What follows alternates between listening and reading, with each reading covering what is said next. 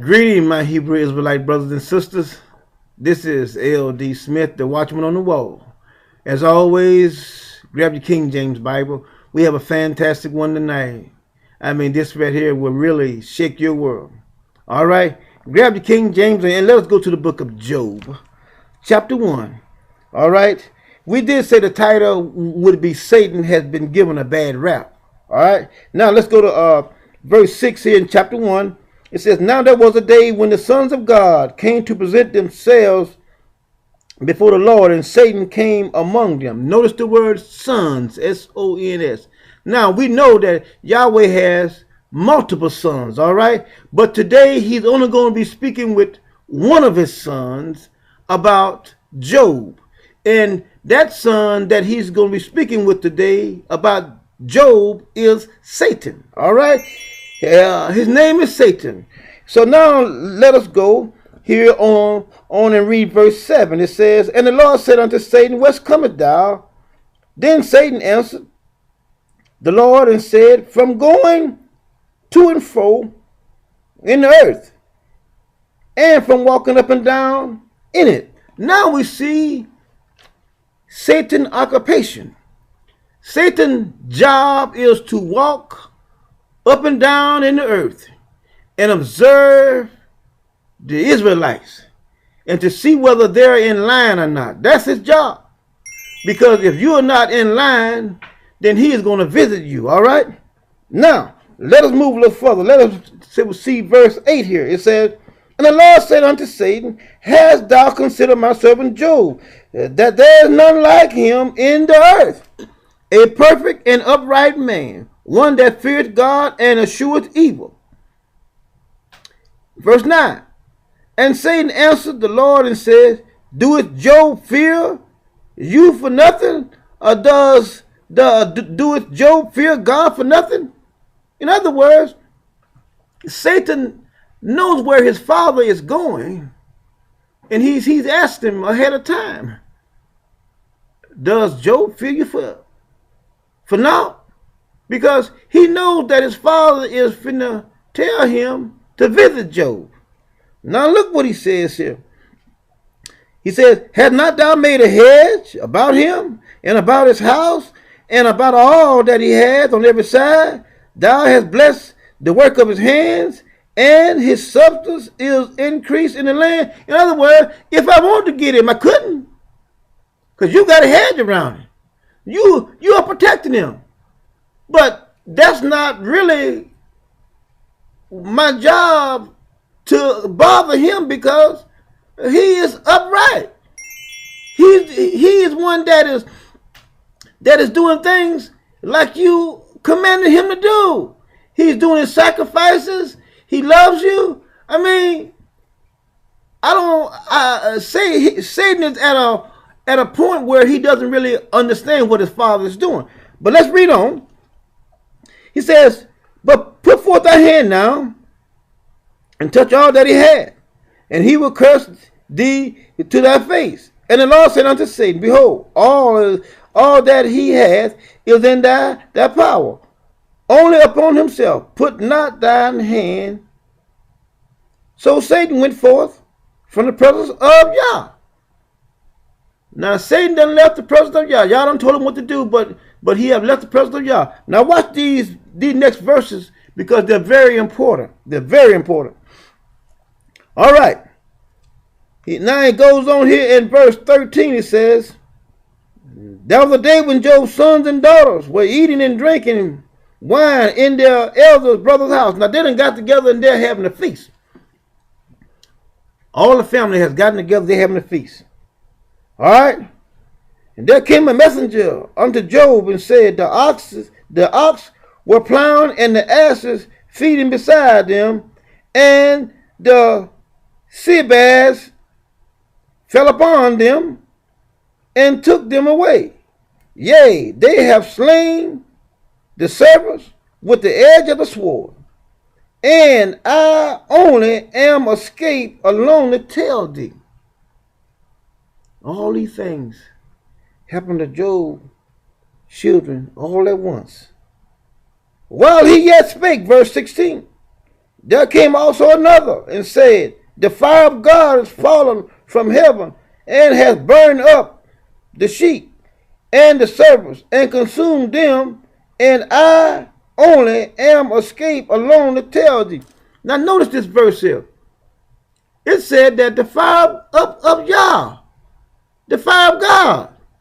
But now we have all been taught in these churches that, oh, Satan did this and Satan did that and all this old crazy stuff. I mean, in the New Testament, Satan is pictured as a bad guy. But he is only doing his job. He is doing what he has been told to do. But Jesus and Peter and Paul and John and all these guys, they label him as a bad guy. Like in one writing, this guy was going with his father's wife. One of them scriptures, I think over Corinthians, he says that the church turned him over to Satan, that the flesh may be killed, but that the soul might be saved. I mean, how can you turn anybody over to Satan? And y'all of the same group that talk about binding Satan, I bind you in the name of Jesus. Get behind me, Satan. Now, how you gonna turn him over? He's a Christian. If y'all bind him together, well, then y'all turn him over. He can bind Satan himself. But that part, I don't understand. All that, all that foolishness. I mean, get real. That ain't nothing but a bunch of hoopla. Nothing but a bunch of foolishness. But yet and still, we run up and down the church acting like fools in Lucifer's house and then thinking that we're praising Yah, and we're not. We're praising Lucifer. And everything that Yah has, Lucifer has tainted it and put a bad name on it. Satan is not a bad guy. Now, let's go a little further here. He says here that the fire of God has consumed and burned up the sheep. Now, let us go over here to chapter 2, verse 1. But later on in your spare time, read the whole chapter, and you see how Job's children lost all that they had and their lives also. But Job said at the latter part of chapter 1, he said that the Lord giveth and the Lord taketh. But we have been taught every time something happened, oh, Satan took this, Satan took that. Not according to Job. Job says that when I lost all these things and my children, Yahweh did it. It wasn't Satan. It was Yahweh. Now let's look at chapter 2. Very, very, very important chapter here. It says, again, there was a day when the sons, S-O-N-S, of God came to present themselves before the Lord, and Satan came also among them to present himself before the Lord. Now, I don't care what anyone says. You are not going to let your enemy come into the presence of your throne. And the thing about it, no one can come in God's presence unless he invites them. No one. No one can come into God's throne unless he allows them. If you know anything about kingship of the olden days in England, no one could come before the king unless the king summons them. You can't come on your own. You can't even go and see the president of the United States unless he calls for you, unless he says it's okay. So you have to understand, Israel, that we've been lied to. Satan is not a bad guy. He has to be, and he is Yahweh's son, one of them anyway. Now, it says in verse 2, it says, and the Lord said unto Satan, from whence comest thou? And Satan answered and said, from going to and fro in the earth, and from walking up and down in it. And the Lord said unto Satan, hast thou considered my servant Job? There is none like him in the earth. He's perfect and upright man, one that feareth God and escheweth evil. Now, if Satan had done anything to Job's family at all, why would his father come back and ask him, did you do what I asked you to do? Had you considered my servant Job? No, because he knew Satan had not done as he had instructed him to do. Why? Because Satan did not understand, why are you trying to put me on Job, and he hadn't done anything. There isn't any sin, there isn't any iniquity, there isn't anything wrong with him. Why are you telling me to do something to him? Follow the scriptures. Follow along with me. Look at what he says here. He says, and still he holdeth fast his integrity, although thou movest me. See, Satan abruptly interrupts his father and says, now you done said all this good about Job, he's perfect and upright and everything, and then he said, although thou movest me against him to destroy him without a cause. He ain't done nothing. But you still, Father, you still want me to do something to him, and he hadn't done anything. My job is, when someone is doing something wrong, get them back in line. This is what's puzzling Satan right now. He doesn't understand, Father, why are you asking me to do this? He ain't done nothing. Now, if he had done something, hey, turn me loose on him. I'll jump on him like white on rice. But he hadn't done anything. And he goes on to say, and Satan answered the Lord and said, meaning his father, skin for skin. Look what Yahweh said. Yeah. It doesn't work. He said, you want me to get him? He said, get him. Get him. Skin for skin, get him. Get him. And look what happened. All that a man hath will he give for his life.